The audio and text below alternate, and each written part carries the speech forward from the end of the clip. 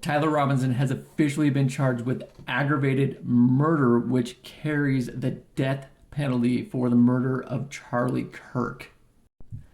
How things usually go with people facing the death penalty is the state usually uses it as a negotiating chip. Prosecutors are inherently lazy.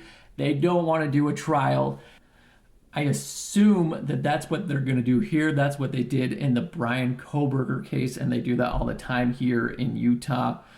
But it could be possible that conservatives politically want to make a statement with this case and want to see this all the way through.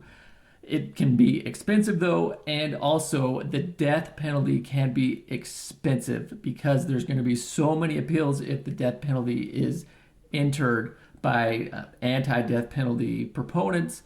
They're going to file tons of appeals. The court, they're going to have to deal with that. So it is actually a lot cheaper for the state to not seek the death penalty. Also, death penalty has to be done by a jury trial. Even if he pleads guilty, jury trial has to determine whether or not death penalty still has to be imposed. So even some jury trial has to be entered into. It's a very conservative county. Lot of Mormon LDS people there. The question is, will older LDS people seek the death penalty in this? Now, if you look at the statute up here, this is the only relevant part of aggravated murder on the Utah statute. The other parts just involve killing of police officers, killing of public officers, and none of those are applicable. This is the only possible applicable part for aggravated murder. So created great risk of death to another individual other than the deceased.